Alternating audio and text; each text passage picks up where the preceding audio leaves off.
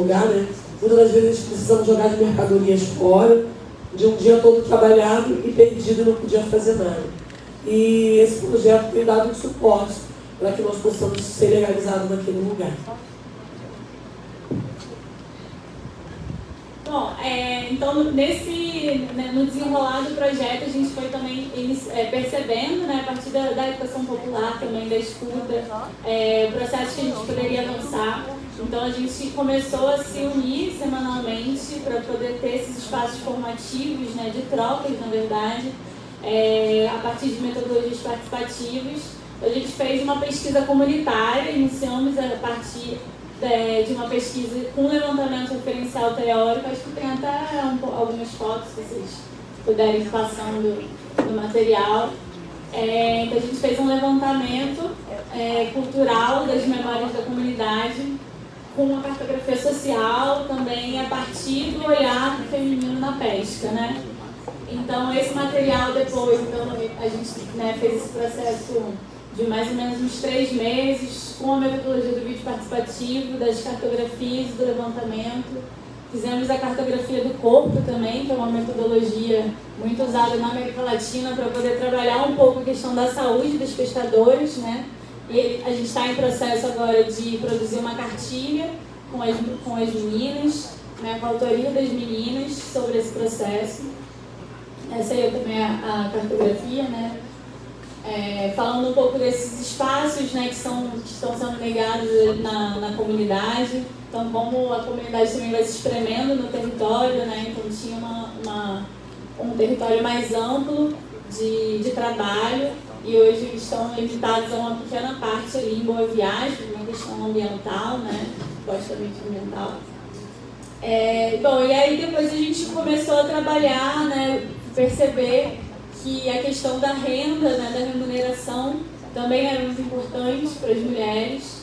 E aí elas tiveram a iniciativa de montar um grupo produtivo, né? Então, inicialmente, foi um grupo também pela busca de direitos, como a Cláudia falou, né? A gente sabe que desde 2009, na nova lei da pesca, se insere a perspectiva de que todos os trabalhadores na cadeia são considerados pescadores, mas na prática a gente não percebe isso. Então a gente tem realmente uma invisibilidade institucional das mulheres na pesca. Então praticamente 95% delas não tinham carteira, não eram reconhecidas como pescadores profissionais. Então isso acarretava, né, no período de defeso, elas não recebiam nenhuma remuneração, e também uma dependência muito grande dos donos dos barracões. Então elas são esses trabalhadores flutuantes, né, então elas são chamadas por demanda.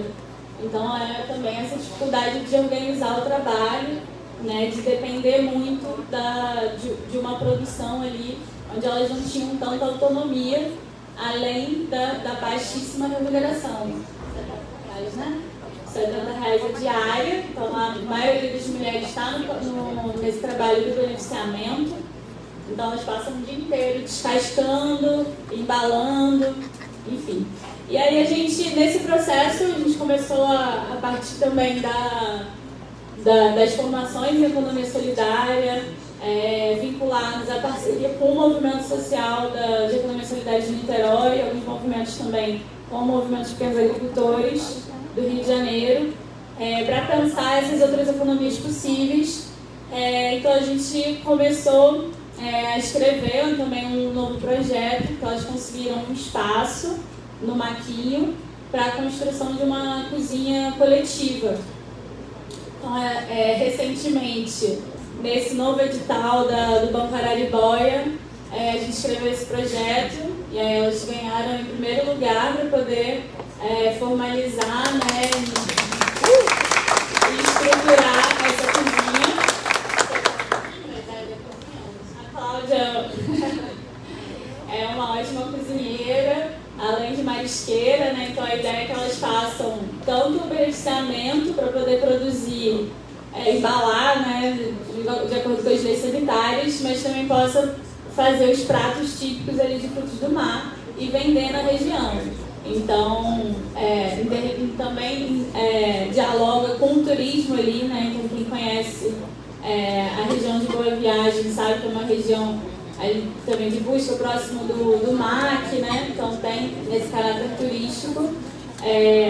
E aí a ideia é que elas consigam vender diretamente agora, né, para os consumidores e ter mais autonomia frente aos atravessadores ali também, muito comum nessa cadeia, né.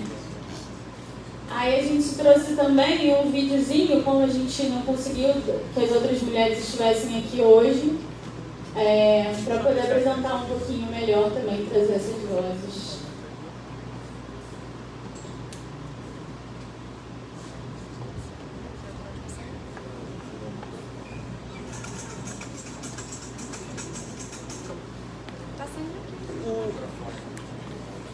O áudio do computador. O áudio do computador.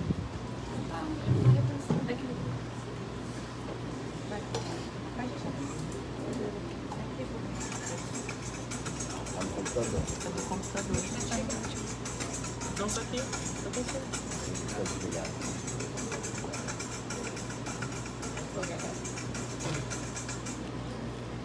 Tá desligado. Algum aniversário? Foi. Agora.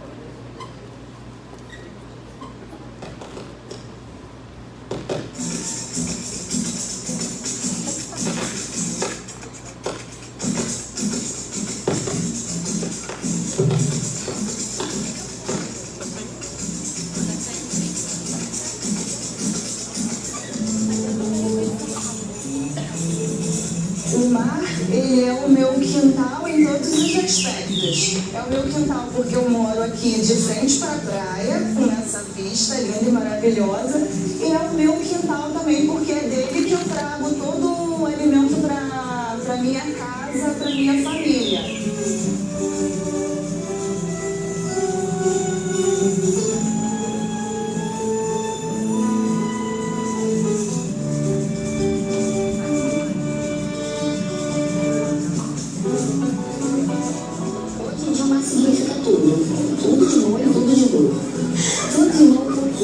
Porque eu consegui minha carteira, consegui criar meus filhos, eu sei que quando chega no final do ano eu tenho a minha remuneração. E o de ruim é a dificuldade que eles passam.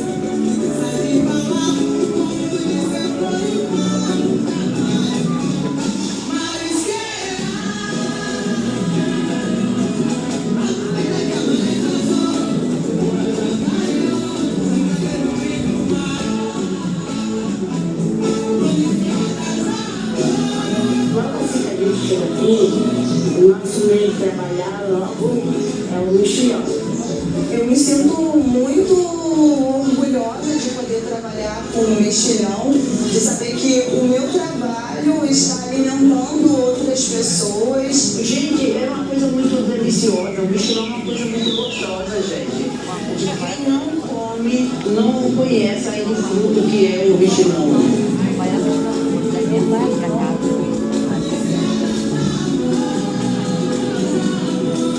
Eu me vejo como tostadora, mas que e hoje em dia a gente agradece porque não sendo reconhecida, coisa que não era antes. Só que é isso, outro jeito, as marisqueiras.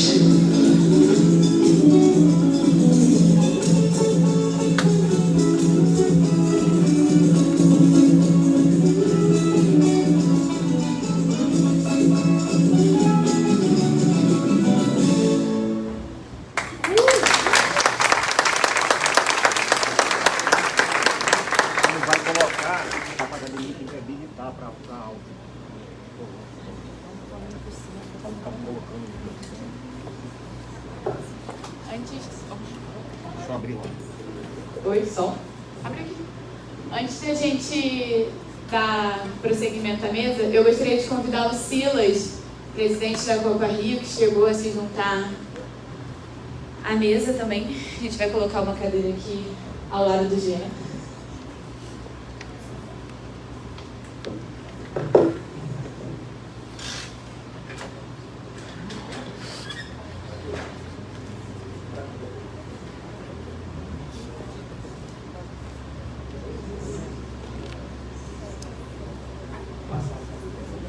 Oi?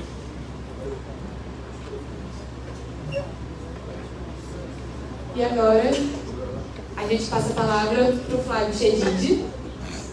Olá pessoal, bom dia. Bom dia. Prazer estar aqui, encontrar amigas e amigos, rever o Banco Hamburgo crescendo, isso é muito bom. Assim. Feliz demais com essa notícia. Eu estava há poucos dias assistindo a apresentação do trabalho sobre o Banco Araribóia, eu soube desse edital. E assim, a gente que está um tempo nesse campo aí, discutindo a economia solidária, assim, já percebeu que não é sem recurso que vai rolar, né? As micro e pequenas empresas têm um alto índice de mortalidade, porque os grupos coletivos que tentem se reger por uma outra lógica, eles, né? Então, os bancos estão aí com seus fundos e essa é uma ótima notícia saber que tem uma quantidade de recurso ainda pequena, mas bem bacana para seguir. E eu vou falar para vocês, eu estou até um pouco tímido, tem aqui uma pessoa da Argentina e eu vou falar sobre a Argentina. Mas um outro tipo de experiência que, um pouco diferente dos empreendimentos que surgem, né, chama do zero, eles recuperaram ativos, né, eles recuperaram uma fábrica, recuperaram um processo de trabalho já existente, a empresa foi um processo de falência. Em geral, esses casos que eu vou apresentar para vocês são de fábricas, né?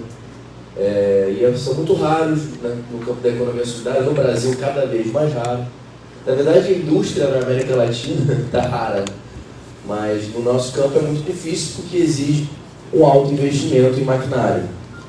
Então, eu vou falar de casos em que os trabalhadores recuperaram esse maquinário e impediram, né, que se perdesse. Então, a minha fala está muito ligada à proposta da mesa, que fala em outras formas de organização do trabalho e de produção.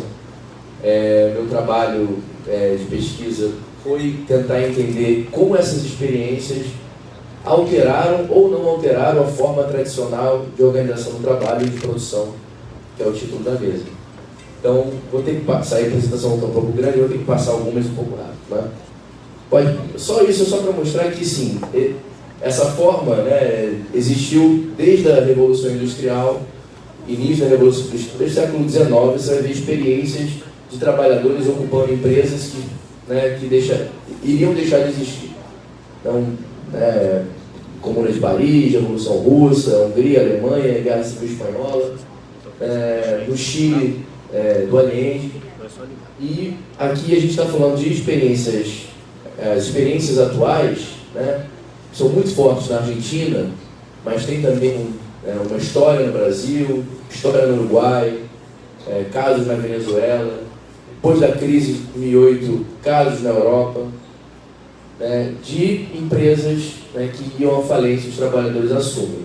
Eu chamo isso aí de um contexto defensivo, né, que é diferente dos outros que são em processos revolucionários e que os patrões abandonaram as empresas por outros motivos. Aqui também abandonaram, mas em geral vão a um processo de falência ou uma falência forçada, né, que também existe, né, em alguns casos, mas só para dar uma situada no contexto histórico. Pode passar, Matheus. Então é isso, só para dizer que o objetivo é entender se há ou não inovações por parte dos trabalhadores no campo da organização do trabalho. Pode passar. E o que eu estou chamando de organização do trabalho? Assim, não sei querer ser muito acadêmico, mas bem claro, assim, a forma como o trabalho se estrutura, como se divide o excedente da produção, como é que se concebe o trabalho, como controla, como executa, como é que se divide as atividades, né? Ou como é que se organiza o espaço de trabalho, layout, né? A aquisição de matéria-prima, controle de estoque, coisas bem práticas no mundo da produção e, sobretudo, como é que se dão as estruturas de poder e tomada de decisão. Aí eu vou passar rápido, porque como eu estou fazendo uma comparação, né, se essas experiências elas são diferentes das experiências tradicionais capitalistas, qual é a característica da organização capitalista do trabalho? Então, passando bem rápido, mas um pouco assim, é um trabalho que se controla externamente, né? Assim, tem quem executa e sempre tem alguém que o controla. Mesmo nos modelos mais, digamos, que buscam um pouquinho mais de participação, como o modelo toyotista, tem uma clara controle externo. O modelo toyotista, né, das fábricas japonesas falavam em controle pelo olhar, né? A própria organização do layout da fábrica usa a ideia do panóptico, né, que foi discutida pelo Foucault, que o gerente fica acima, podendo ver, né, todo o trabalho. Então, uma segunda característica é a intensificação do ritmo de trabalho, né? Uma outra é cada vez mais o saber do trabalhador sendo expropriado, né, e ele parcelado, e ele trabalhador fazendo uma pequena parcela do trabalho. O espaço de trabalho restrito à função de produção, né? Enfim, vou avançar muito nisso, mas agora eu vou passar por algumas experiências. Pode passar, Matheus. Isso não, passa. Por algumas experiências na Argentina e no Brasil que talvez, né, não reproduzam todas essas lógicas. Claro que vão reproduzir algumas, não são mártires, são trabalhadores recuperando seus postos de trabalho. E são, de uma certa forma, são mártires, mas, né, não dá para idealizar todas as experiências, isso na verdade faz muito mal a elas. Então eu vou contar alguns casos também, vou ter que reduzir, porque são muitos casos que foi ao longo do tempo, mas vamos lá, esse é um caso de uma metalúrgica argentina chamada IMPA, Marcelo deve conhecer, que esse foi o contexto que eu estava chegando na Argentina para fazer pesquisa. Tirei a primeira foto lá, que vocês veem que não tinha um mural, né? Foi a primeira vez que eu visitei a fábrica, e depois eu soube que ela sofreu um processo de espionagem. Entrou uma pessoa ligada ao juizado e... Oi? Troca o microfone.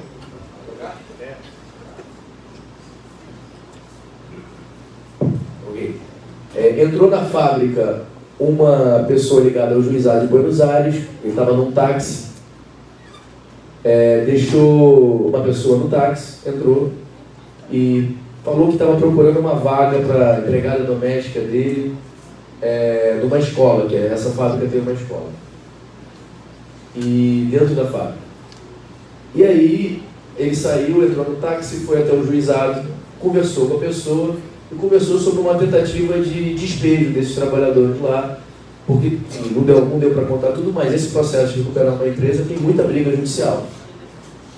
Então, nessa conversa, o taxista escutou a conversa, voltou, contou aos trabalhadores que estavam tendo isso. Eles fizeram uma grande mobilização. Essa foto, enfim, uma das fotos ali, movimentos sociais, movimentos campesinos, se reuniram na fábrica para ter um processo de defesa. Fizeram aquele mural em 2, 3 dias, né, que está escrito luta, trabalho, educação e autogestão. E a partir daí impediram o despejo da fábrica, que fazia, para além de produzir envases de alumínio, né, para a indústria farmacêutica, para a indústria do alfajor, também tinha, como eu disse, já uma escola dentro dela, tinha um teatro dentro dela, o que eu chamava de Universidade dos Trabalhadores. Isso foi no ano de 2011. Mas é só para começar a ilustrar como é que as experiências, além de fazerem muita coisa além da produção, na Argentina, naquele momento, tinha um apoio popular muito forte. Acredito que ainda tem, e isso é curioso, né, pensar que não necessariamente é por ser experiência de esquerda, né, assim, é um taxista, que possivelmente não era uma pessoa de esquerda militante, mas que apoiava a luta daqueles trabalhadores porque eles representavam a manutenção do emprego, sobretudo num período de crise muito profunda, que foi entre 2000 e 2001 na Argentina. Pode passar. Esse é um outro caso de uma fábrica têxtil que também contou com forte apoio popular para impedir o despejo, uma fábrica, sobretudo, formada por mulheres, né, chamada Bruckmann. Passa, que eu vou contar outras histórias. O Hotel Bauen, que infelizmente na pandemia terminou, mas era uma experiência de também, já foi um hotel 4 estrelas, com acho, 14 andares, numa zona central, muito central de Buenos Aires, que foi recuperada pelos trabalhadores depois de 2 anos que eles tinham sido demitidos. Eles entraram no hotel e voltaram a botar em funcionamento. Pode passar. Passa. E aí eu vou contar casos que eu me aprofundei um pouco mais. Vocês, por favor, controlem meu tempo. Me digam quando faltar 5 minutos. Pode deixar comigo que eu te aviso. Tá, beleza. Essa é uma rede gráfica, que a maioria das gráficas estão em Buenos Aires, mas tem muitas em outras cidades também da Argentina, que é muito interessante contar que a principal característica que eu diria para vocês que remete a uma ideia de uma nova forma de organizar o trabalho, é a relação entre as gráficas. Né? As empresas de um mesmo setor tendem a competir entre elas. Não que as empresas de recuperação também não façam o mesmo, mas tem elementos nessa rede gráfica muito interessantes. As 7, essas foram as 11 que eu visitei, mas a rede gráfica tem mais de 20 gráficas envolvidas. As 7 gráficas primeiras que estão aí foram que formaram a rede. E elas, a principal questão, né, embora tenha um objetivo econômico, fazer a rede, compras coletivas, compras de máquinas que elas possam usar em comum, as máquinas mais caras. O principal apoio foi político. Elas ajudaram a recuperar outras gráficas. Então, essa lógica de que você, ao ver uma empresa em falência, você ajuda a recuperá-la e não ajuda a derrubá-la, né, dentro de um mesmo setor, empresas que estão vendendo para o mesmo grupo, para mim foi um elemento muito interessante de como eles se viam como classe trabalhadora e não como empresários, né? Então, embora fossem os donos coletivos das empresas que estavam ali. Pode passar, eu vou mostrar algumas fotos dessas gráficas. Essa é uma gráfica em Mendoza, produção de rótulo de vinho. Essa era uma gráfica recente, né? Era presidente da gráfica Lória. Essa também era uma bem recente. Sim, uma coisa que eu não disse, sim, uma das formas de recuperar essas empresas, sobretudo na Argentina, foi a ocupação das empresas, e muitas delas fora, né, que não conseguiam entrar, e às vezes passavam 6 meses ocupando no inverno, né, que não é o inverno do Rio de Janeiro, nem do Maricá, é inverno rigoroso. Então, assim, há muita mobilização de apoio dos vizinhos para isso acontecer, e às vezes eles empregam na outra gráfica durante esse período. Olha, faça aqui um trabalho que é um período que não estão produzindo, não estão recebendo. Pode passar. Pode passar. Umas fotos vocês terem só imagem das figuras que são os presidentes, né, os diretores, e são trabalhadores. Essa não me incomoda, era uma gráfica e um jornal. Ela imprimia o próprio jornal, então ela misturava gráficos com jornalistas. Enfim, essa, inclusive, acabou de passar por um processo de vandalismo durante a eleição do Milei.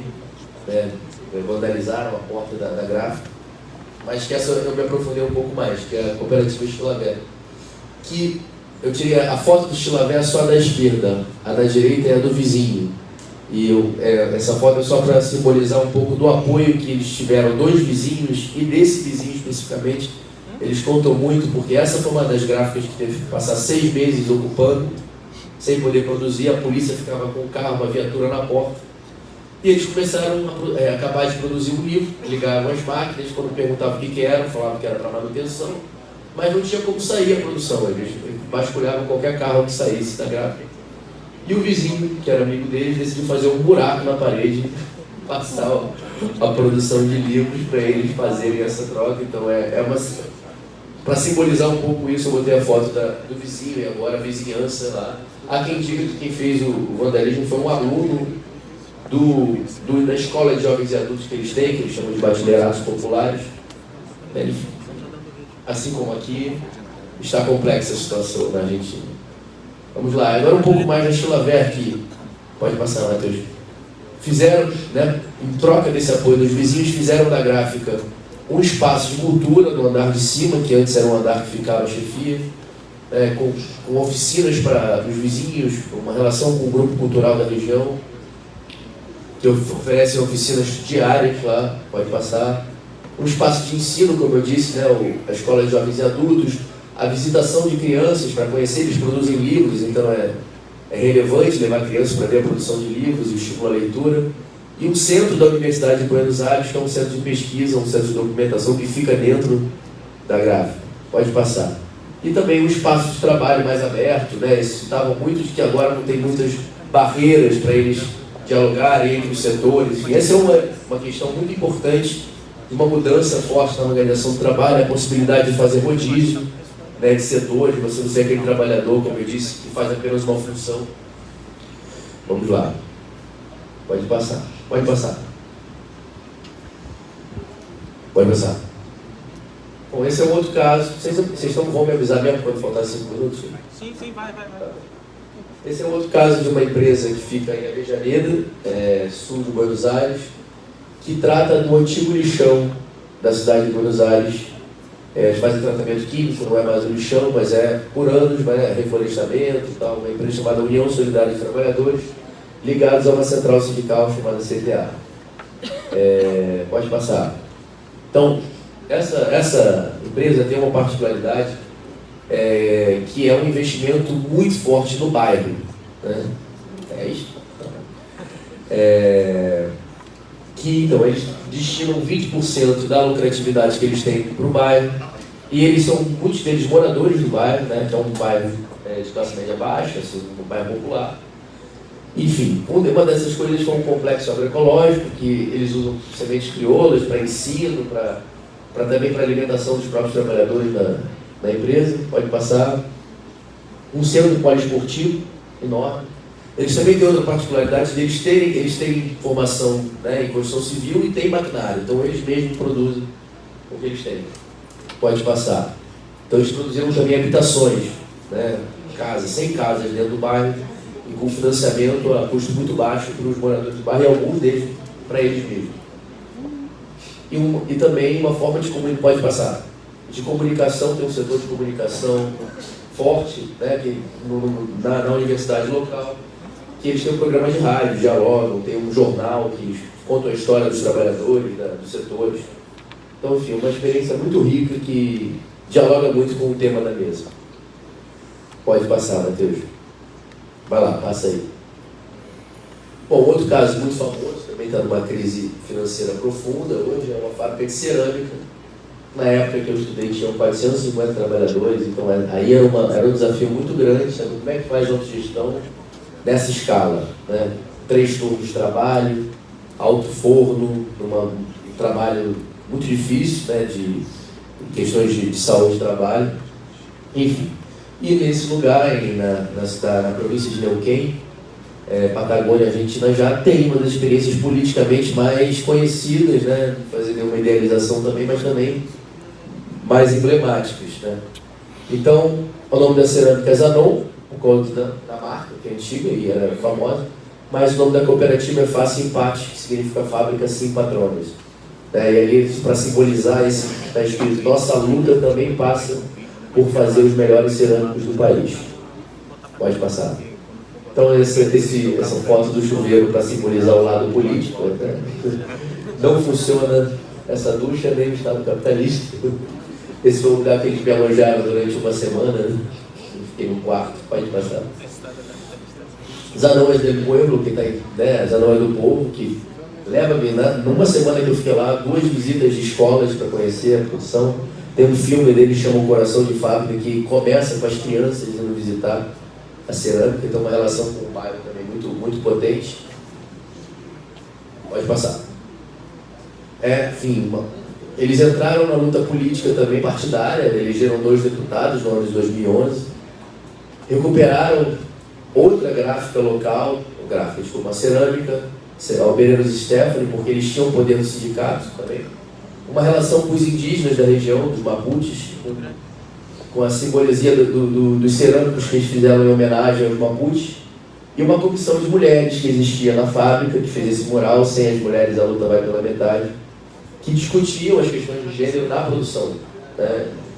Uma entrevista, elas não idealizavam, reclamaram bastante da relação, mas havia esse espaço aí que discutia essa questão. Pode passar. Relações também muito fortes com o bairro, de shows de bandas famosas na Argentina, né? Manu Chao foi quem fez o show de 10 anos, né? Já em 2013, faz tempo isso, então fizeram 20 anos, estamos adolescendo. Enfim, também tem um programa de rádio, uma relação muito forte com o bairro. Passa, Matheus. Agora eu vou ter que passar, enfim, algumas questões que vale a pena falar, né? Eu vou falar um pouco do Brasil também. Passa aí. Essa é uma fábrica de mineiros, né, que é de 88, né, de Coperminas em Santa Catarina, que não existe mais. Volta por favor. Tem uma questão que é muito relevante para o tema da mesa. Uma das coisas que mais chama a atenção é o que eles dizem como redução de acidentes de trabalho. enfim, eu não tive muitos dados para comparar, a não ser na Zanon, porque eles têm um setor de segurança do trabalho forte lá, que tinha dados de segurança do trabalho, mas que eles não têm uma explicação tão clara, porque, quer dizer, para mim acabou sendo bem claro, mas não é tão óbvio.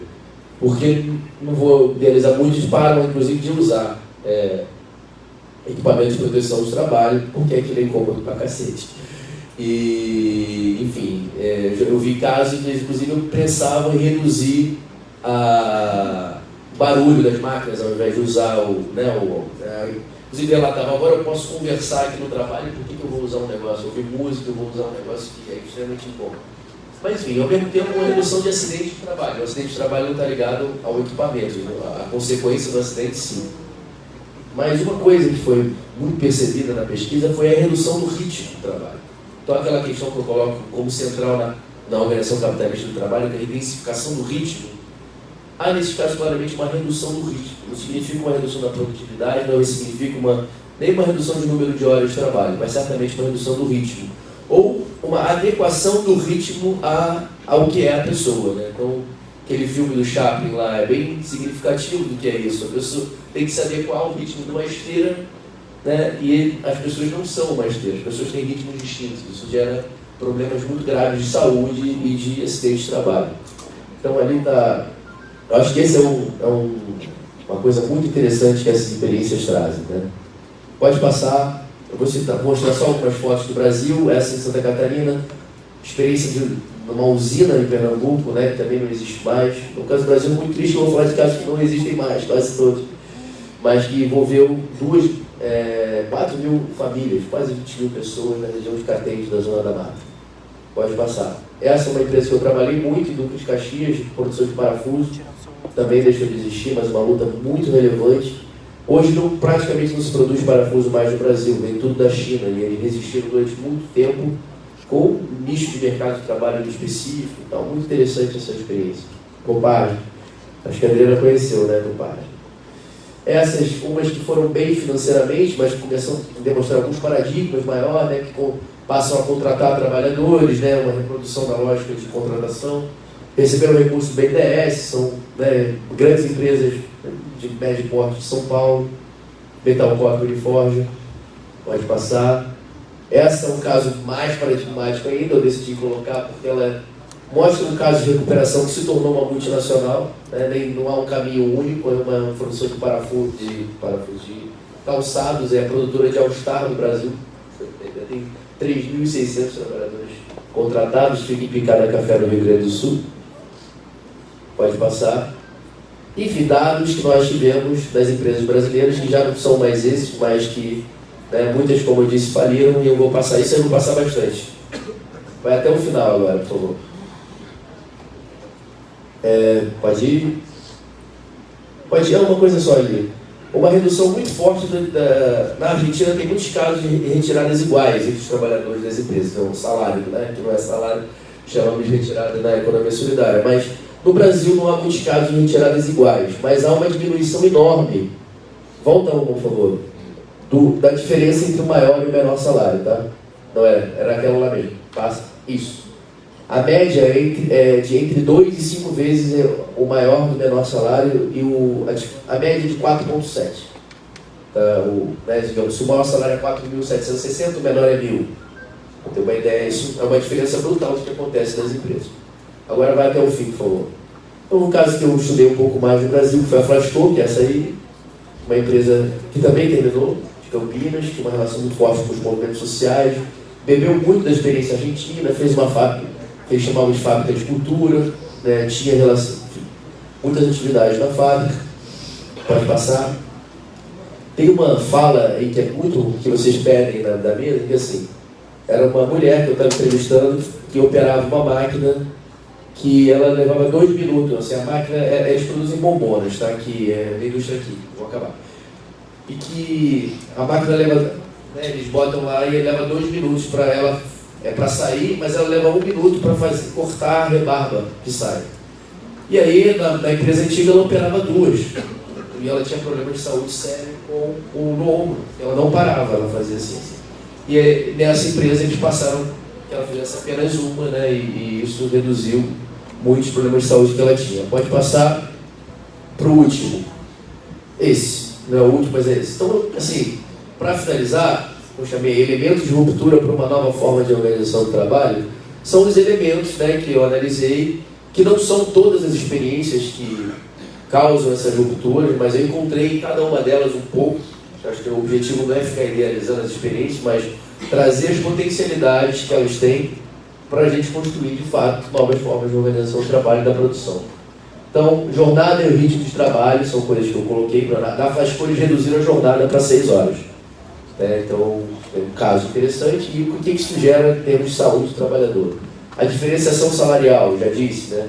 Novos significados dados ao espaço de trabalho, como escolas, teatro, né? Relações com o bairro, né? Para além da empresa atuar apenas ali na fábrica em si. Relações entre os trabalhadores que supostamente poderiam piorar, mas em muitos casos relatam assim, há uma melhora, porque eu não tenho mais uma competição com ele, um medo dele tomar meu trabalho. Pelo contrário, ele é a pessoa que pode ficar aqui quando eu for ficar doente, quando eu precisar faltar, enfim. Enfim, não vou falar tudo, mas eu acho que o elemento central também é a radicalização da participação no interior das empresas. Não falei muito, mas a Zanon, com 450 trabalhadores, fez um esquema interessantíssimo de assembleias, que eles chamavam de assembleia, era a assembleia do setor. O que eles chamavam aqui, nós chamamos de assembleia, chamamos de jornada, que é um dia que a fábrica não parava, porque o alto forno não pode ser desligado, mas que fazia com que todo mundo que tem 3 turnos ficasse em um turno só para fazer uma jornada de 8 horas, no sábado, para discutir as questões da fábrica. Então, elementos muito interessantes para a gente repensar. Obrigado aí, Bruno.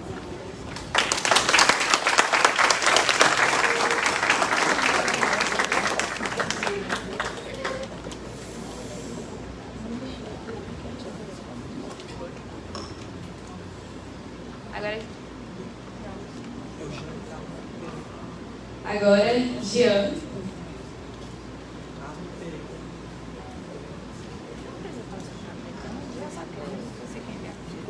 Vai cortar um pouco a apresentação, mas... Desculpa, eu já estou meio rouco, estou com uma gripe meio prolongada. Não é Covid.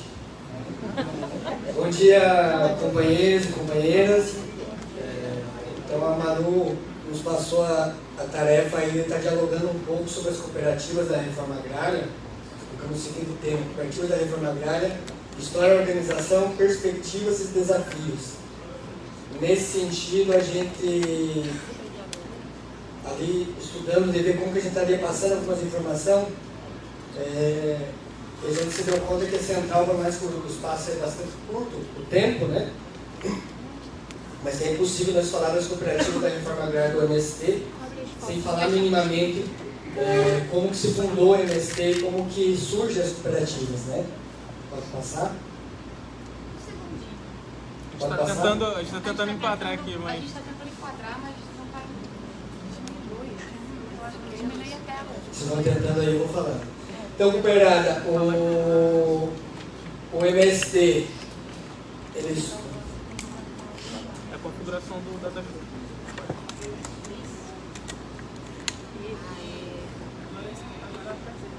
Foi.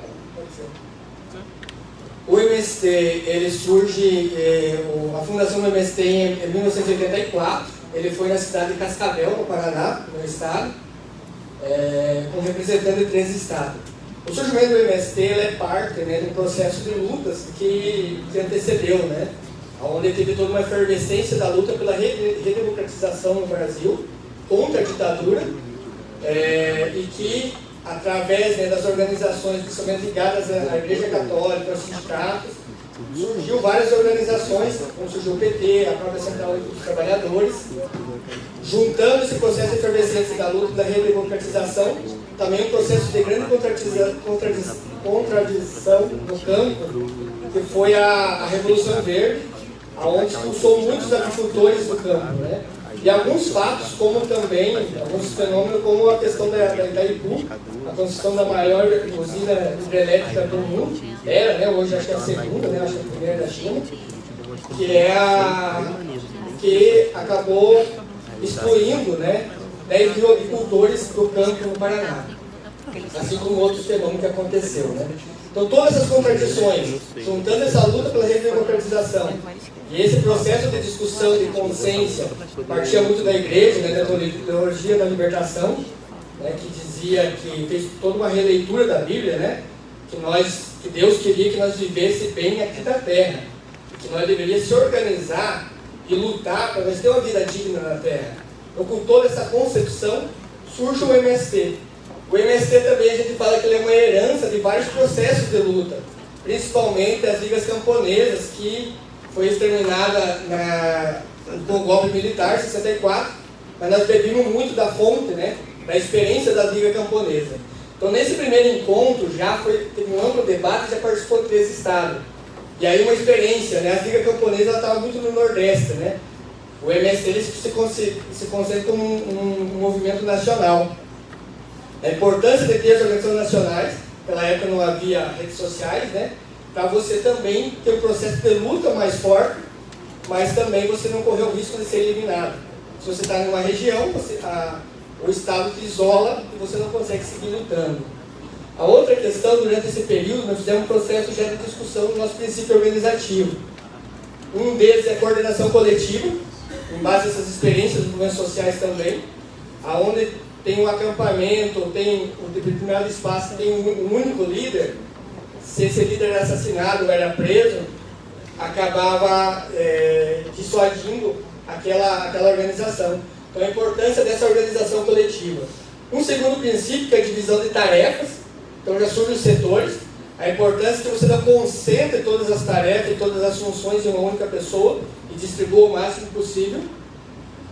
A importância, outro princípio organizativo que até hoje nós temos em conta, que é os camponeses na direção. Então, naquela época você falava que quem ia dirigir o movimento é os mãos finas ou os mãos grossas.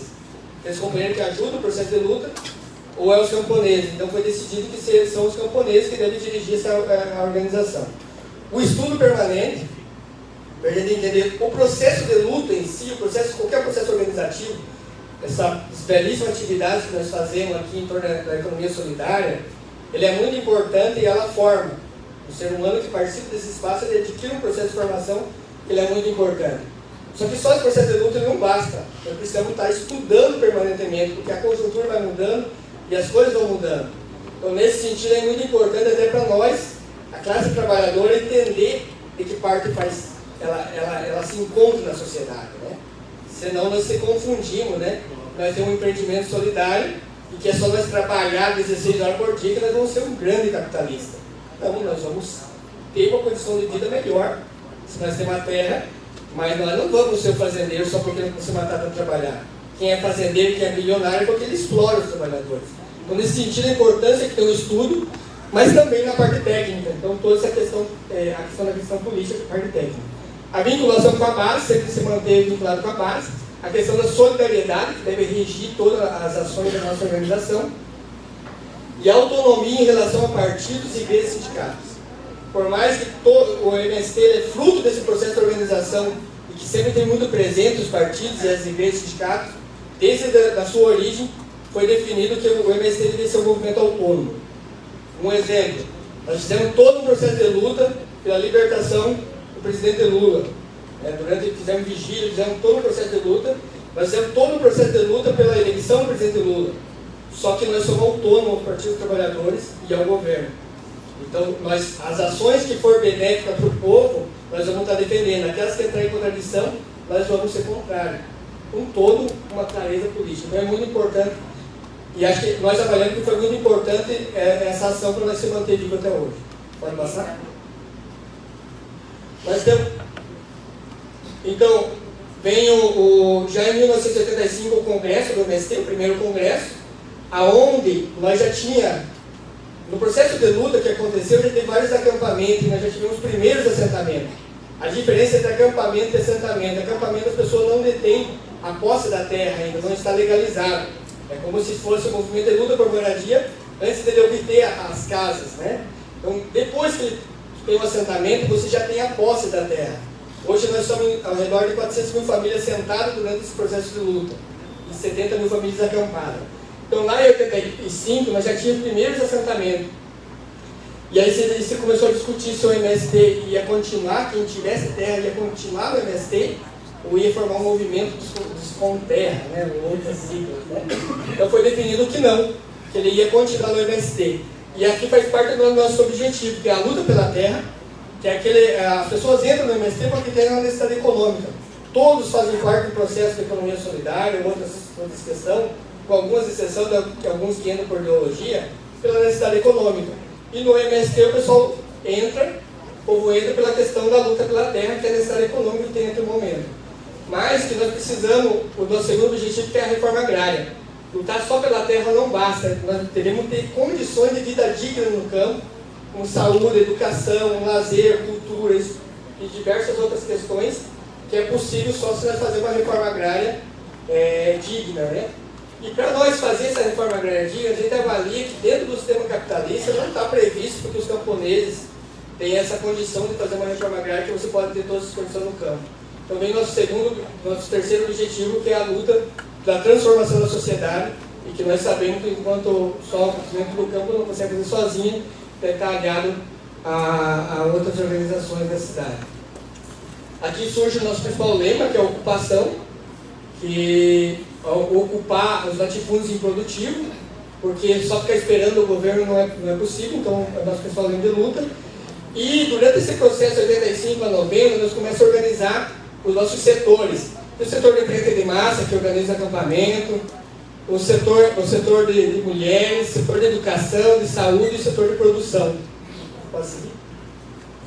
O setor de produção, ele faz todo esse processo de discussão da produção que se deve ocorrer no campo, e ele luta por políticas públicas que ajudem no processo de produção e diversos tipos de organização.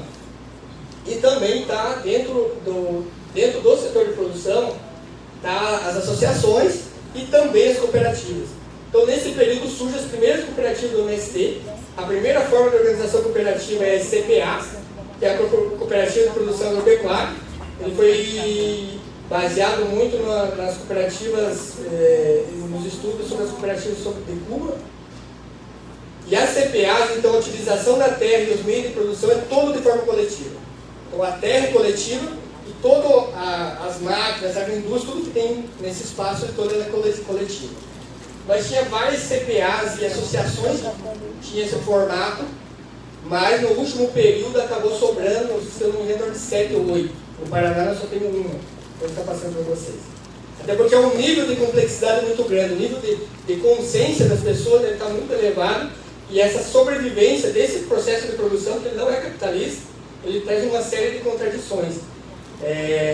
Então, as CPAs, a segunda forma de organização que mais nós temos hoje, que é as cooperativas de comercialização e prestação de serviço. Essas cooperativas são cooperativas regionais, cooperativas estaduais e cooperativas nacionais. Em que sentido? O camponês, então, tem os assentamentos, você tem o seu espaço de terra, você produz no seu lote, mas você tem dificuldade em algumas questões, né, que pode estar relacionada à questão do serviço, desde uma máquina, um trator, coisas assim, mas principalmente em relação à comercialização e agroindustrialização. Então esses camponeses se unem nesses espaços para organizar cooperativas para agroindustrializar os produtos e comercializar. Então a maior parte das cooperativas do MST vem nesse sentido.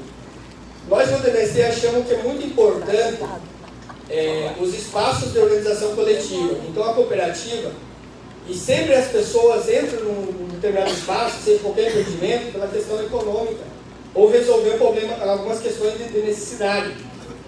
Pode ser também coletivas ou da vivência, né? Uma pessoa ela vai para a igreja porque ela capta no espaço que ela é acolhida. Uma pessoa ela entra numa cooperativa ou numa associação porque ela quer melhorar a renda dela, mas também tem um espaço de convivência. E a gente avalia que todos esses espaços, que a gente possa juntar as pessoas para que elas, de forma coletiva, discutam os seus problemas, ajuda a elevar o nível de consciência dela. Então, a cooperativa, além de ela buscar esse objetivo da melhoria de renda, ela tem que melhorar, também tem esse objetivo de melhorar a formação da consciência dessas pessoas. Então, são agricultores que se agrupam para organizar a agroindústria, comercialização e obtenção de máquinas e equipamento. Então, essas são as cooperativas de comercialização e prestação de serviço. E a cooperativa de crédito. Então, a cooperativa de crédito já na lei de 90, nós temos uma cooperativa de crédito que agora estamos nacionalizando, que é a Crenor, que também é um grande desafio, né? Temos vários parceiros, o próprio Eduardo Moreira tem sido um grande entusiasta, né? De ver como que nós, porque hoje, se pegar do ramo da produção, quem acaba ficando com a maior fatia de todo o processo é o capital financeiro, né? Quem produz, quem agroindustrializa, quem comercializa, acaba... Então, como que você fecha esse ciclo, né? Então, a importância de um banco como esse, um banco como um Buca, dos espaços dessa organização financeira é muito importante para nós conseguir fazer com que os trabalhadores tenham autonomia. Pode seguir? Então, companheirada, essa é a Copag, que é uma CPA.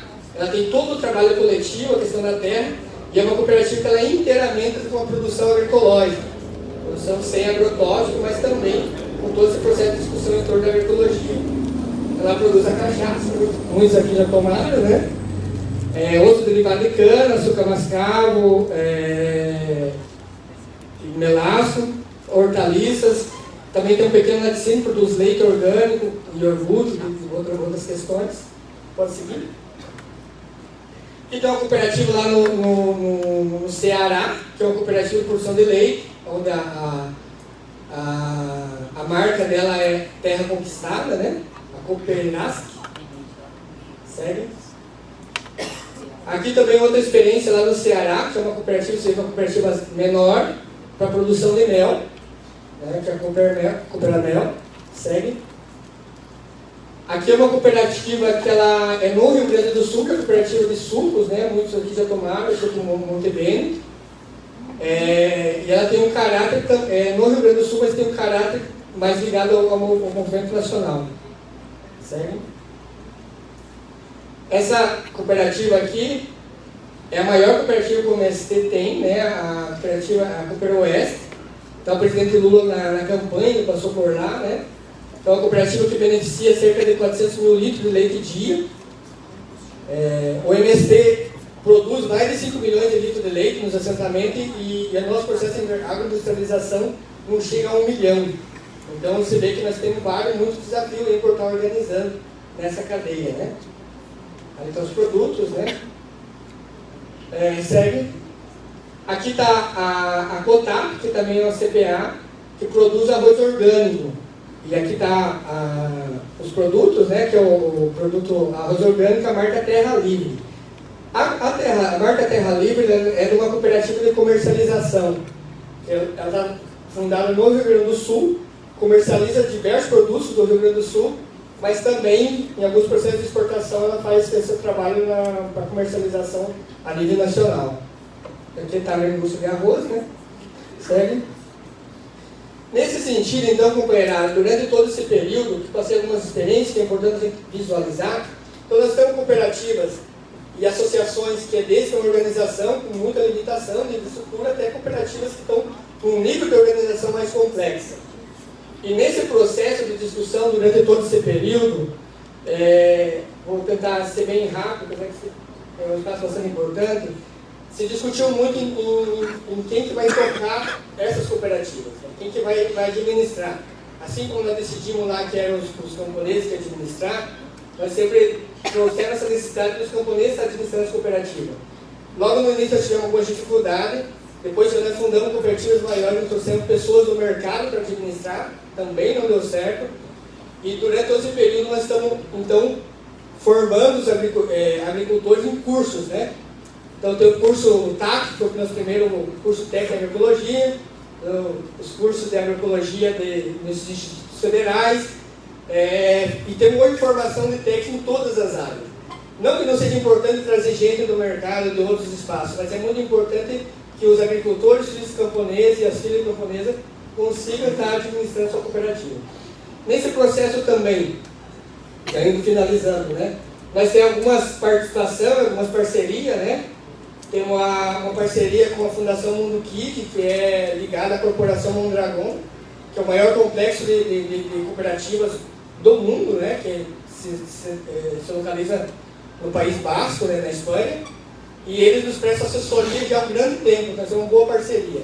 No início, eles tentaram implementar o modelo de organização de cooperativa do País Basco, ou seja, um modelo europeu aqui no Brasil e dentro do movimento social. Não deu certo. Então, eles nos ajudaram a construir ferramentas e um modelo próprio de organização do MST. Então, acho que isso é muito importante, né? Que é muito importante o apoio das universidades, dos parceiros, mas é muito importante que os modelos de organização da gestão tenham que ser modelos próprios dos espaços, né? Porque senão você tem que implementar algo que você não consegue dominar. Mas esse é o modelo de gestão do MST, ele está baseado praticamente em 4 blocos, não muda muito em relação a outros, até modelos de gestão, mas a concepção sim.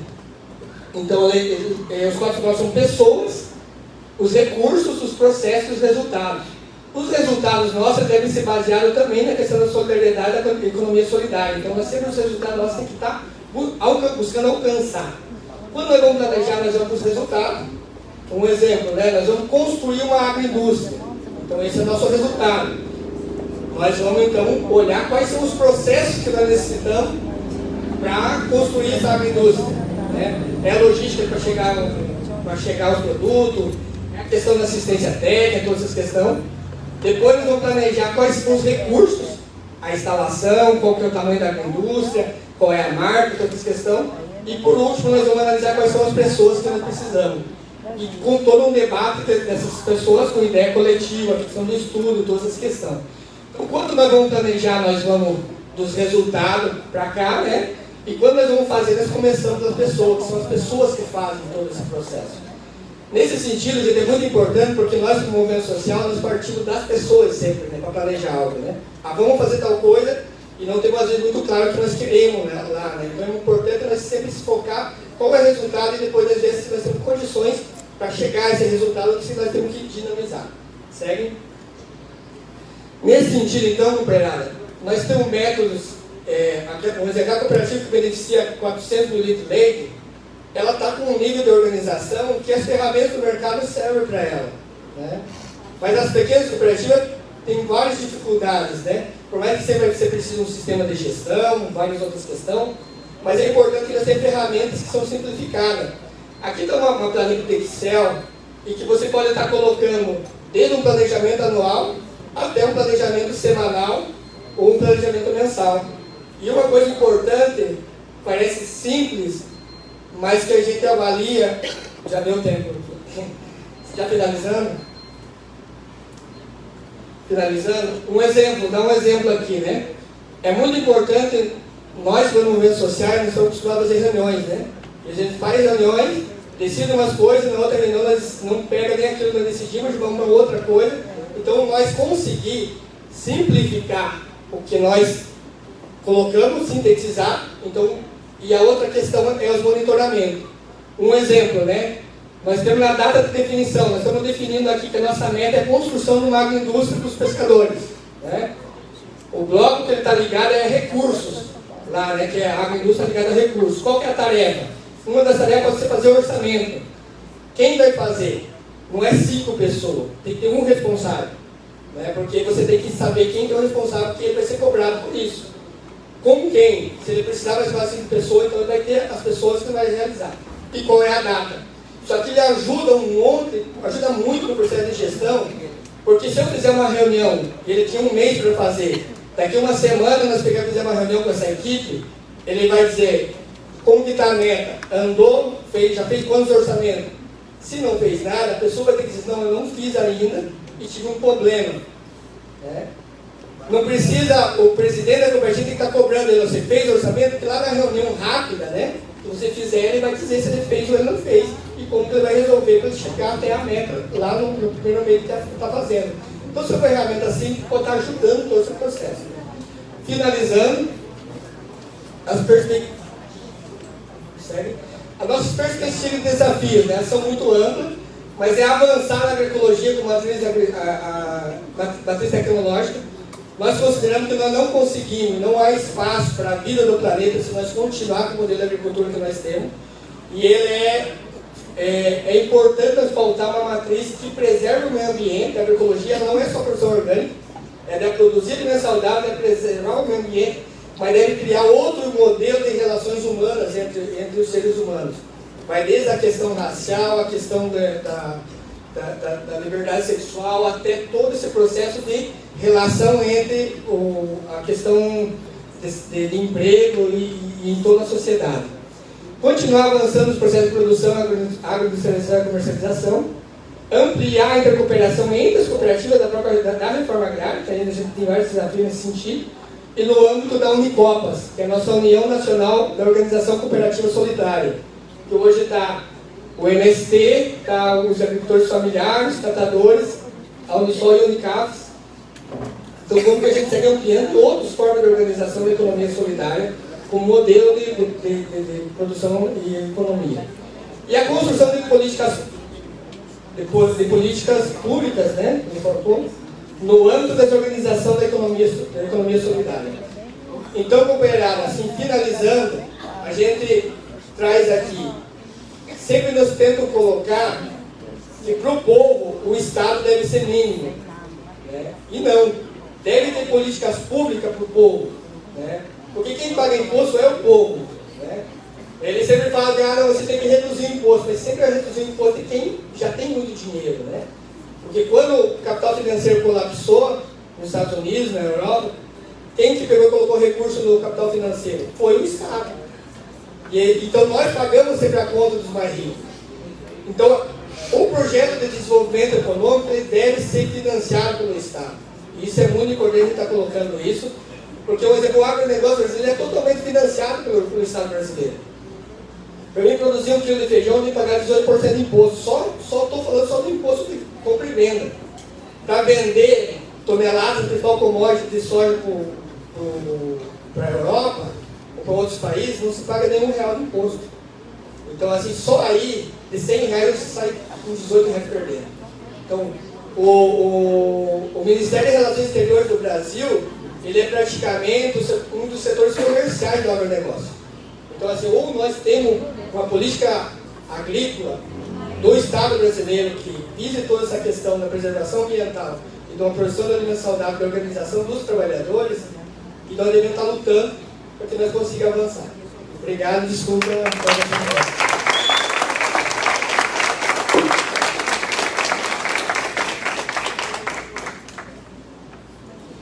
Obrigada, Jean. Agora a gente passa a palavra para o Silas. Bom dia a todos. Vou colocar o tempo aqui, porque senão corre o risco de perder. Gente, quem não me conhece, sou Silas, da Borda, tá? Estou presidindo a Copa Rio. E desde já é um prazer estar aqui com vocês. Essa plateia, esse público aqui tem uma bagagem de conhecimento incalculável, né? E desde já eu quero parabenizar a mesa, cumprimentar a mesa presente, tá? E também justificar o meu atraso. Vocês sabem que não é fácil pegar o arco metropolitano, né? As surpresas são... Então, assim, passando lá e tinha várias situações que não estavam no controle, enfim. Bom, gente, eu vou cumprimentando a mesa aqui, cumprimentando os presentes. Eu vou trazer aqui experiências, tendo em vistas que a bagagem de conhecimento já apresentada aqui na mesa, ela foi além de uma questão micro, né? Foi muito mais do que uma questão macro, falando aí de experiência da Argentina, falando de experiência, inclusive, de Mondragón, né? Que tem uma bagagem, uma história a se estudar para esse modelo de cooperativismo.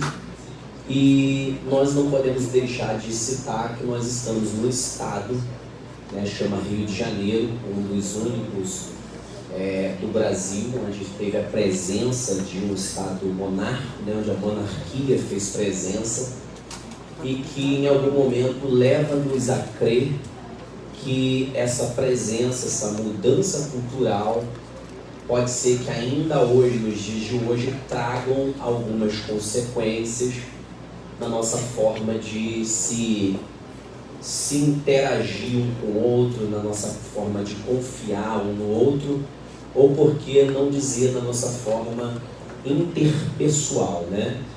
Então eu quero que vocês me entendam aqui eu vou sentar, né, e vou falar apenas, então, da nossa experiência da cooperativa Copa Rio. Alguém conhece a Copa Rio aqui? Quem conhece? Quem já foi lá na Copa Rio? Nós estamos localizados, o centro administrativo é na cidade de Paticão Ferres, tá? Interior do estado do Rio.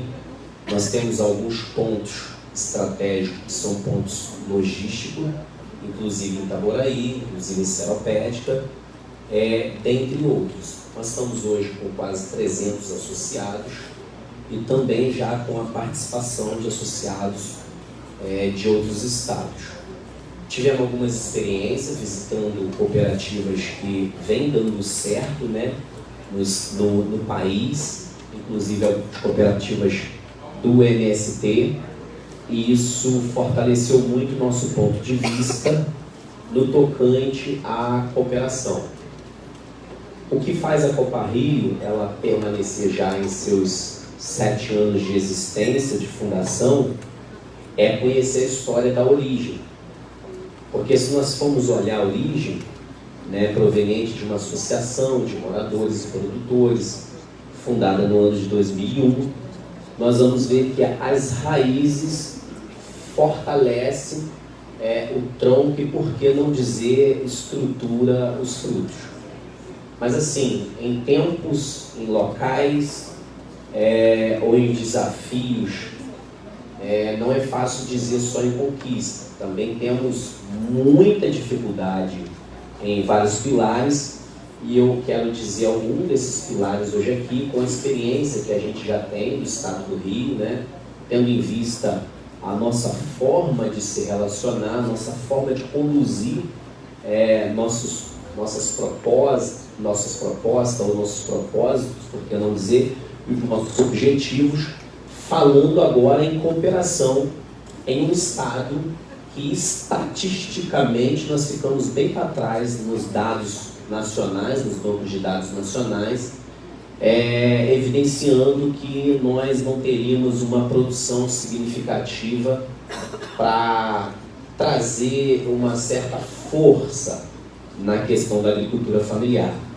Então, tratando de economia solidária, tratando de geração de emprego e renda, tratando de modos de se relacionar que funciona, que vão em busca de objetivos comuns da sociedade, eu trago alguns tópicos. Eu não preparei para projetar, eu apenas preparei o vídeo, porque quando eu vi a mesa falando, eu pedi para colocar depois no final o vídeo, que aí a gente fala um pouquinho sobre identidade, que é o que eu quero falar um pouquinho hoje aqui, identidade da instituição, né, a capacidade da instituição.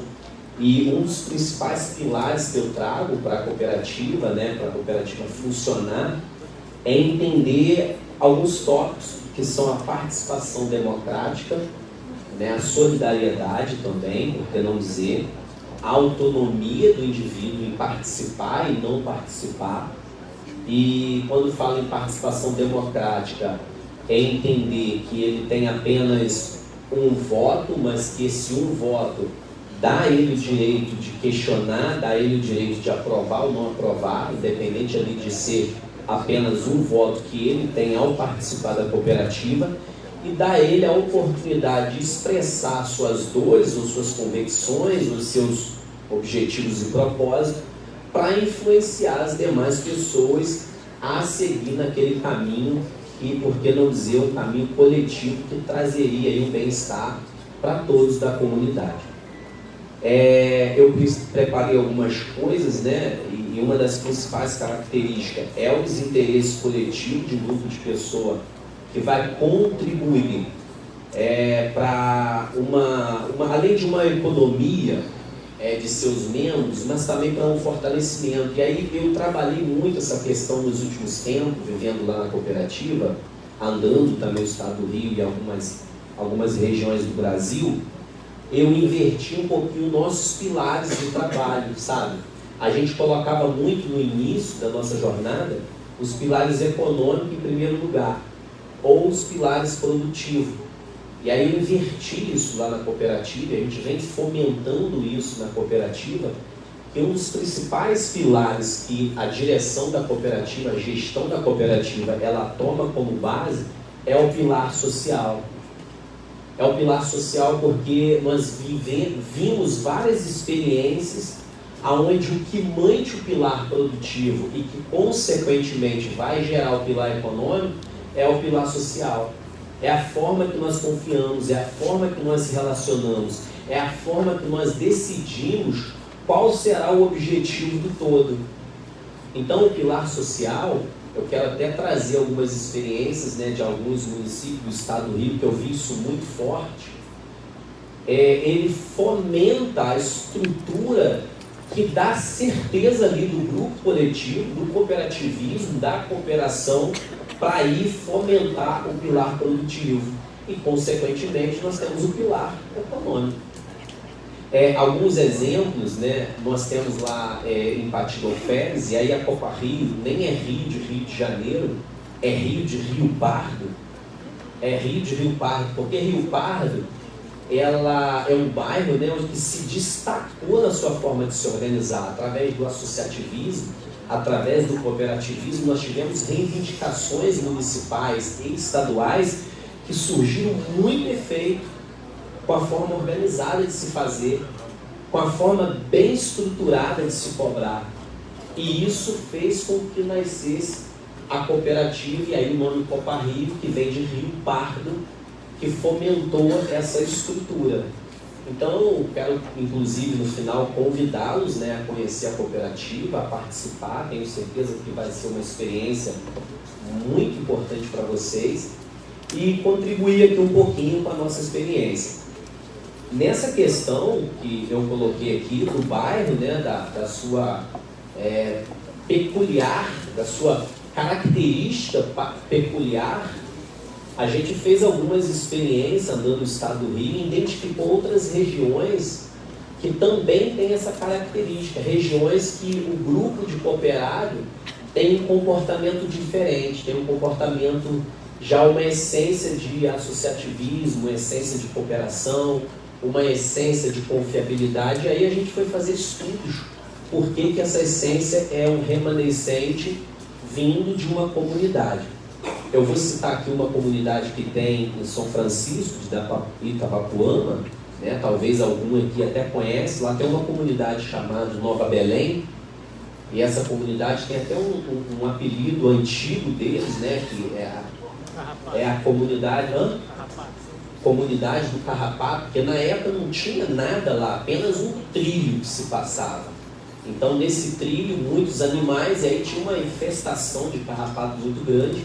E aí era o nome, lá na região da comunidade do Carrapato, e que logo após se transformou em Nova Belém pela presença da Igreja Batista constituída naquela localidade. E essa igreja, a principal característica daquela comunidade, vem também de uma base familiar muito forte, que aí é muito parecida com a estrutura do Rio Pardo. Vocês estão entendendo? Estão comigo? Quantos aqui estão comigo? Sim ou não? Sim? Estão entendendo o raciocínio?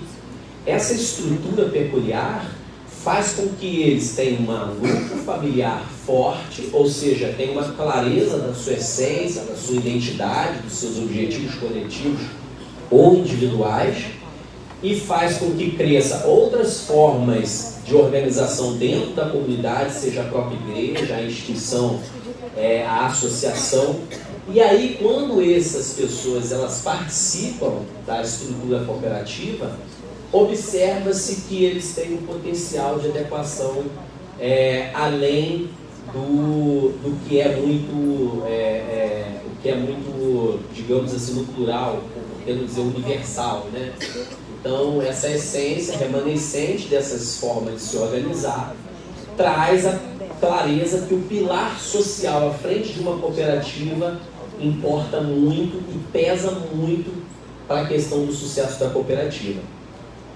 Um outro pilar, não menos importante, mas que tem os seus desafios, principalmente aqui no estado do Rio, é o pilar produtivo, onde nós ainda temos uma deficiência muito grande da assistência técnica, né, fazendo com que os agricultores eles tenham essa dificuldade de escalonar, organizar a produção ou de aderir a novos produtos. Pati, por exemplo, é terra do... Quem conhece? Terra do tomate. Então, inclusive, nós agora estamos jogando tomate fora, porque o preço despencou entre essa semana, né? O calor de 60 graus, 50 graus aí que teve em vários lugares, fez com que os tomates do país inteiro madurassem, tudo numa hora só, e aí o que ia produzir em um mês está saindo tudo nessa semana. Provavelmente vai haver aí, vocês vão ver aí nos grupos já várias reportagens sobre esse tema. Bom, então o pilar produtivo, ele é muito importante, porque é ele que vai fortalecer os interesses do coletivo. Né? Por mais que tenha um social muito forte, mas precisa ter retorno desse social.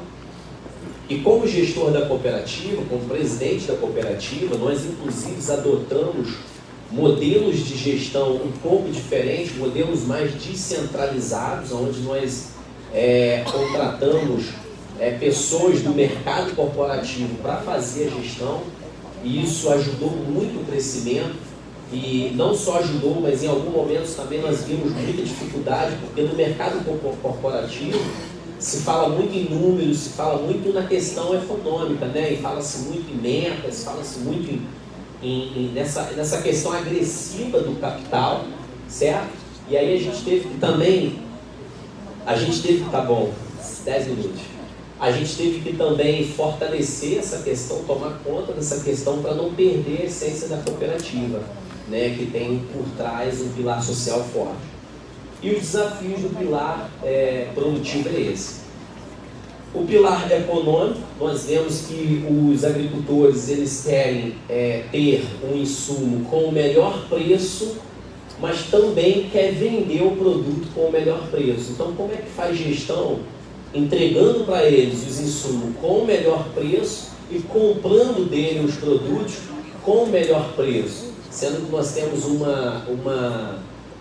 uma ideia que não é de lucro e é de sobra, mas eu penso que o quanto mais justo for essa interação, mais o pilar social ele se fortalece, mais o pilar produtivo ele se fortalece.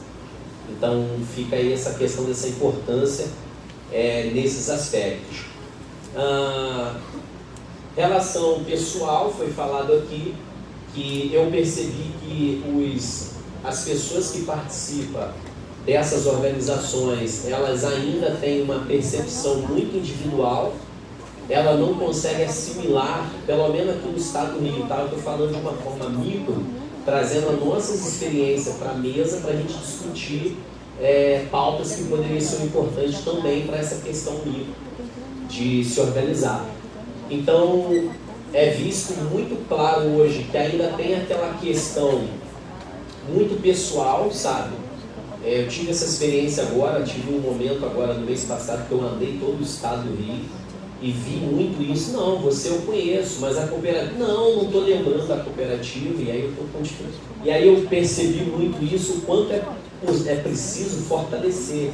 Né? Eu não sei quem foi lá na nossa estrutura, mas a gente preparou toda uma identidade visual para que o agricultor entendesse essa necessidade de ele se sentir pertencente à estrutura da cooperativa, né? E ao mesmo tempo ele se identificasse com essa estrutura. Então, nessa questão de pessoalidade, identifica muito isso. E o coletivo ainda precisa ser mais intensificado, mais preparado. Bom, gente, deixa eu escudiciar o tempo aqui. Vamos lá.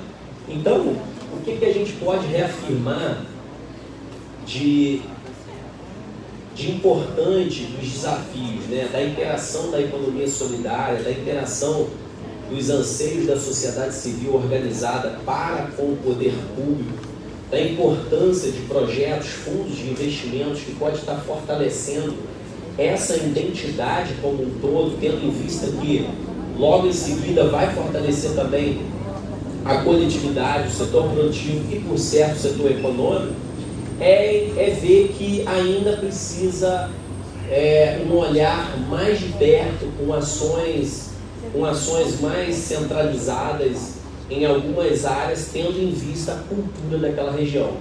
Né? Mondragão, por exemplo, que foi falado aqui, né? Se estuda o linguajar deles, se estuda ainda a interação deles, a forma deles se comunicar, que é muito peculiar deles.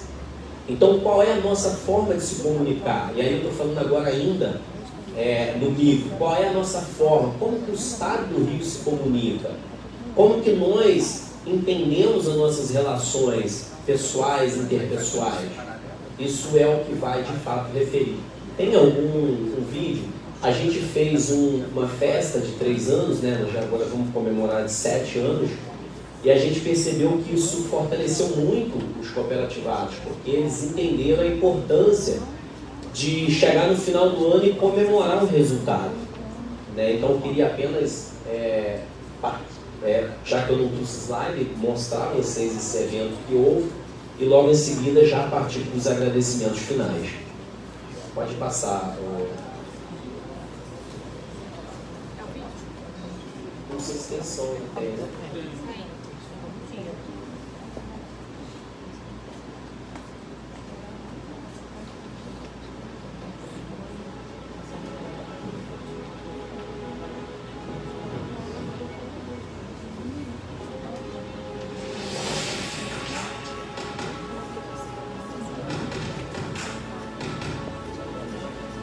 Aí nós estamos fomentando aqui a identidade, sabe? A gente optou por fomentar a identidade e o pertencimento dos associados.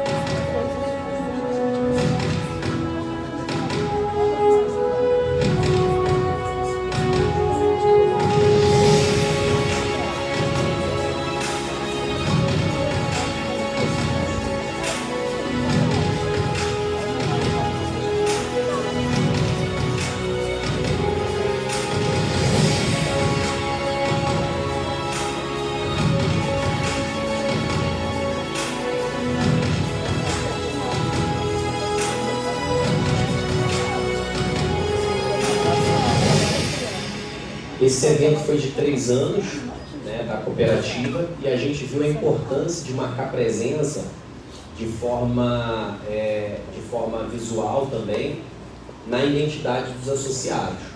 E o que a gente observou, tratando-se dessas questões peculiares, é que o associado ele tem ainda uma dificuldade de saber o que é uma cooperativa, né, de confiar na cooperativa, principalmente aqui no estado do Rio, e que muitas das vezes também ele tem dificuldade de tratar de temas difíceis, sabe? Aqueles temas difíceis de se lidar. Então, assim, ele impõe muitas das vezes o problema pessoal dele na mesa para discutir, sendo que naquele momento ali que está sendo discutido é o problema coletivo da sociedade, da organização, para que todos cresçam junto e não apenas uma pessoa. Tem uma frase que eu deixei aqui, acho que é na segunda imagem, que fala da meta, né?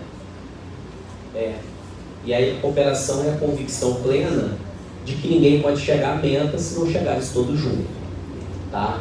Quem quiser e puder acompanhar lá nas redes sociais, no Instagram, copario.oficial ou no Facebook, tá? Será um prazer e quem puder convidar. Bom, então os encaminhamentos, eles ficam o quê?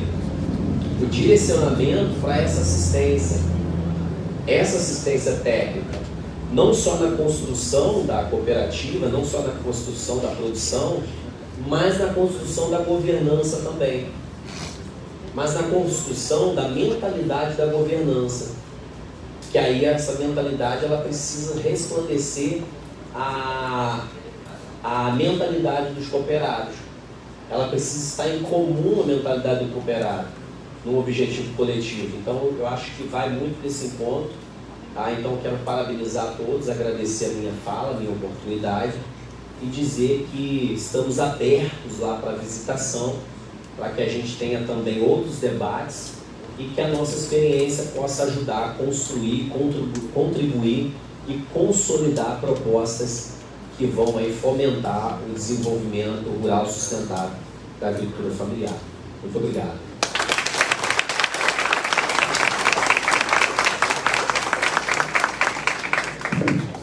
Gostaria de agradecer aos participantes, a Marina, a Cláudia, o Flávio, o Jean, Silas, e aproveitar agora também para fazer uma rodada de perguntas. Caso alguém tenha alguma pergunta para os convidados, é só levantar a mão que a gente leva o microfone até vocês.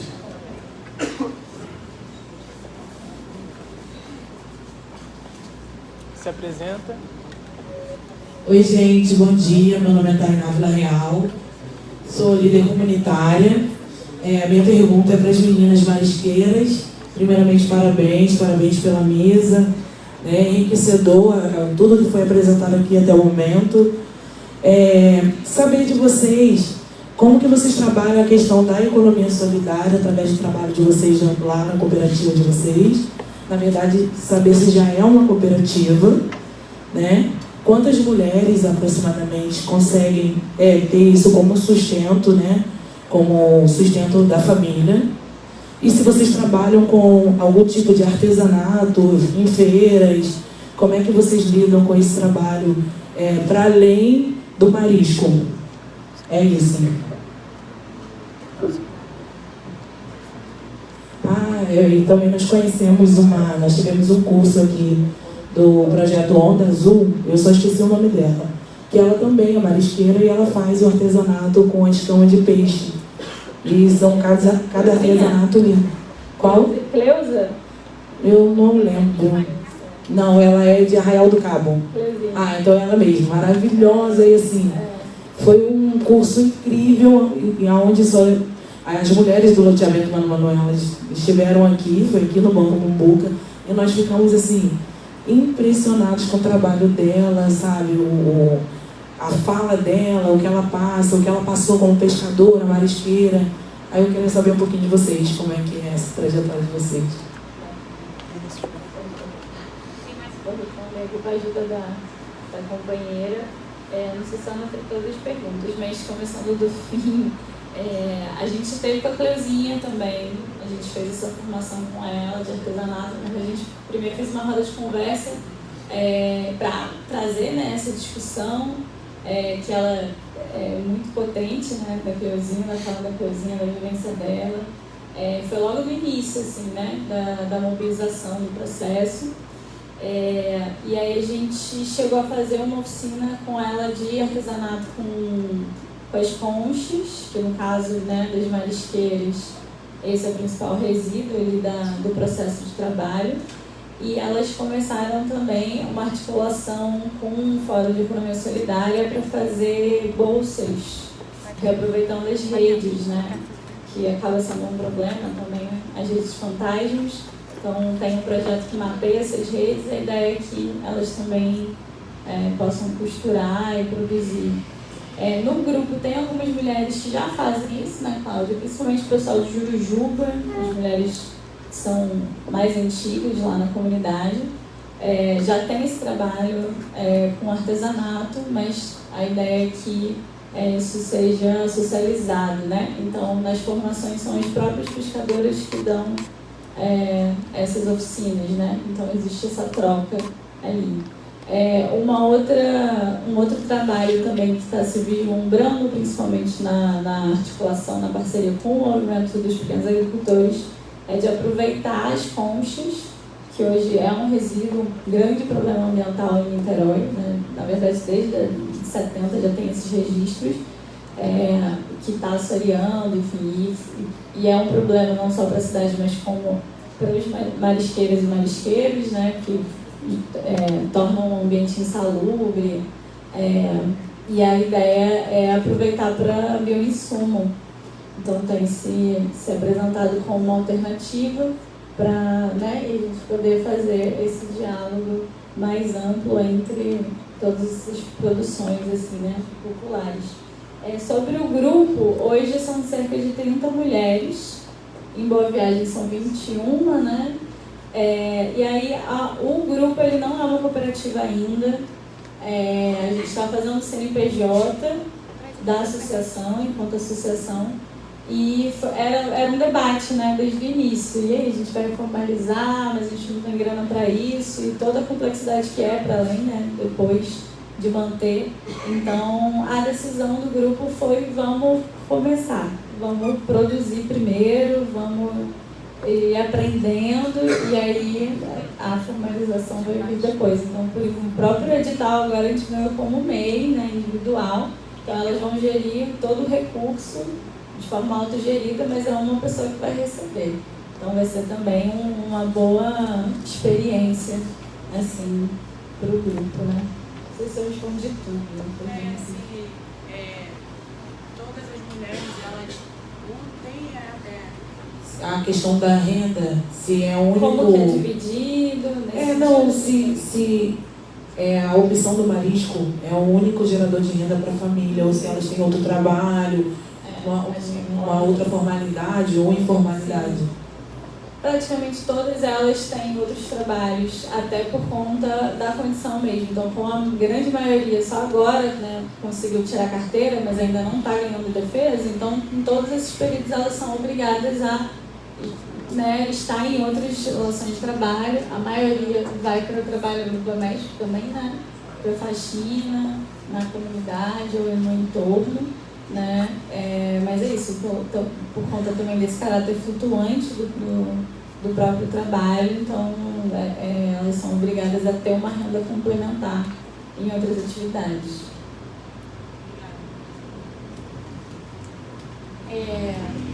Meu nome é Cida, né?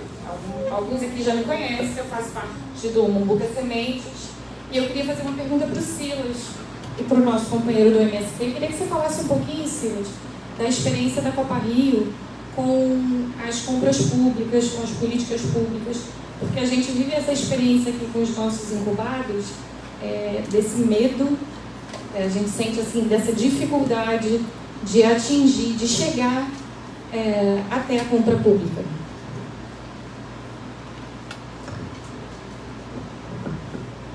Compras públicas, né? Isso, você está dizendo. Isso. Programas institucionais. Quando nós estávamos iniciando, né, a gente já vinha de uma área de comercialização, a gente já tinha entrega do nosso produto. Exemplo lá do meu pai ficou 20 anos vendendo para o atravessador. Eu não sei se você chegou aí na propriedade lá, porque eu não estava lá, mas vocês vão gostar de conhecer 6 irmãos, uma história muito, muito forte. E esses 20 anos de atraso na vida do meu pai resultou na nossa força de dizer, cara, chega. E aí nós começamos a ouvir falar dos programas institucionais em 2012, quando a Delaine, uma técnica extensionista da Emater, foi até a propriedade e falou: gente, vocês não podem fazer isso. Vocês estão levando a produção de vocês toda para os outros. E naquela época não tinha WhatsApp igual tem hoje. Hoje você sabe o preço antes de vender praticamente, né? Naquela época a gente mandava, meu pai tem os cadernos lá, e depois quando terminava a safra, que ia ver o preço, se deu ou se estava devendo, né, a pessoa que comprava a mercadoria da gente. E aí nasceu os programas governamentais e a gente entendeu que era uma oportunidade. Só que os agricultores ainda têm uma questão com as vendas públicas, né? Porque a própria gestão pública, ela ainda está engatilhando ainda, né, nos processos de transferência de renda. Vou dar um exemplo, uma verba carimbada, né, conforme é o PNAE, do FNDE, e ainda há um déficit de atraso muito grande para essa verba chegar na mão do agricultor, impedindo com que o agricultor consiga fazer a venda e receber em tempo mais hábil, tirando assim dele o interesse de vender por esses programas. Né? A cooperativa por si, ela consegue trabalhar de uma forma mais organizada e preparar o capital para poder pagar esses agricultores, que muitos deles precisam receber no mesmo dia a sua produção. Então, o meu ponto de vista é que os governos precisam ser melhorados a questão dessa gestão, precisa ter mecanismo que passe mais rápido esse dinheiro para o agricultor, que facilite, para que esses agricultores locais consigam atender a necessidade do programa e ser atendido também. Por que não? Por que só ele tem que atender, né, produzindo, trazendo alimento de qualidade, mas levar 60, 90 dias? Em alguns casos, tem municípios que nem pagam. Né? Do próprio PNAE nós temos exemplos de alguns municípios, né? Não vou citar aqui agora, que nós temos que ir lá um ano depois, eles estão exigindo a gente provar que eles estão devendo a gente. A gente fez entrega, tem ramaneio, tem nota, tem tudo lá, mas mudou o governo, mudou a gestão, mudou o secretário, mudou a equipe, e agora a gente não sabe. Peraí, é uma política pública, né? Então é esses os desafios que estão aí, de certa forma, já não mais incentivando os agricultores, tá? Mas desincentivando os agricultores a participar das políticas públicas. Está respondido?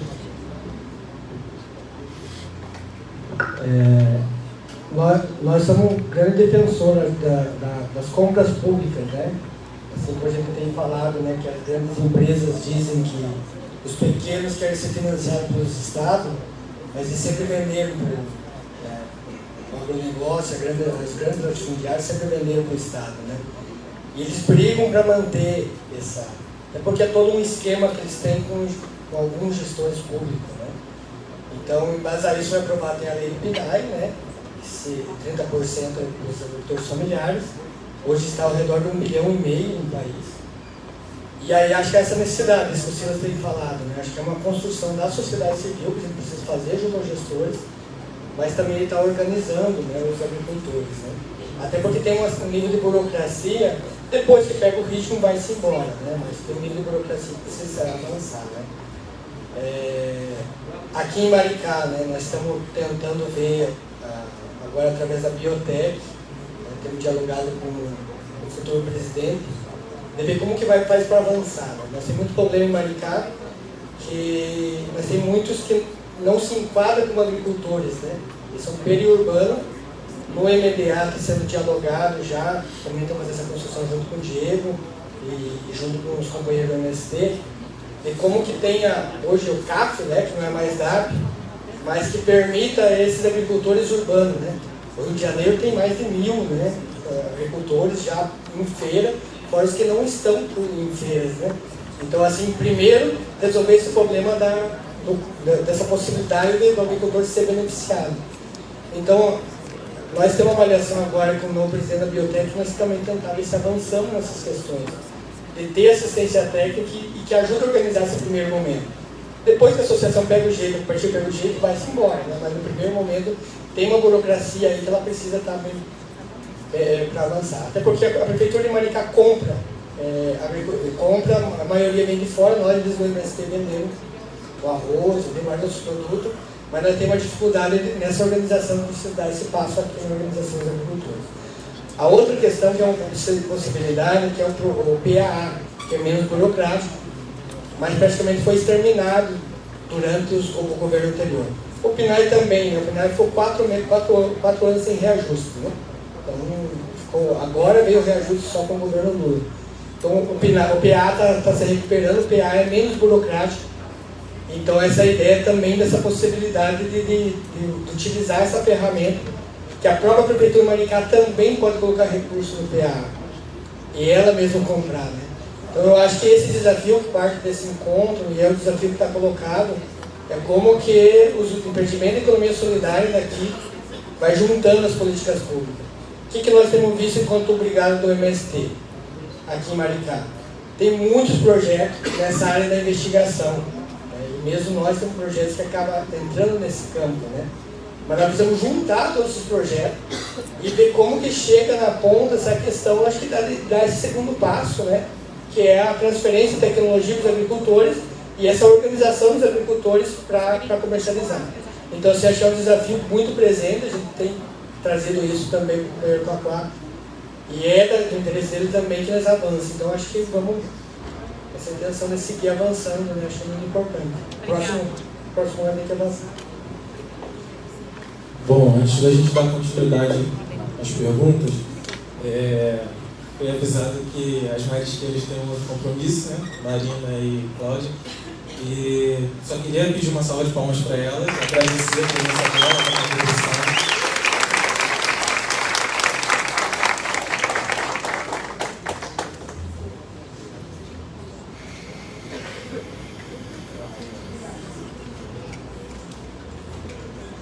Mais alguém tem alguma pergunta? Não? Então, gente, vamos almoçar. Todo mundo com fome. A gente tem um coffee break ali atrás também. Se você libera... Desculpa, gente. Libera direto para o almoço, senão não vai dar tempo para dar direto para o Beleza, então vamos para o almoço. Vamos tentar voltar 2 horas, 2h30, tá bom? Para a gente dar continuidade à parte da tarde. Queria agradecer novamente aos colaboradores, Silas, Jean, Flávio. Muito obrigado pela presença de vocês. Aí eu preciso de alguém carregado para carregar todo mundo. Carregado para carregar todo mundo. Para poder levar para o chamar os meninos da gente. Oxi.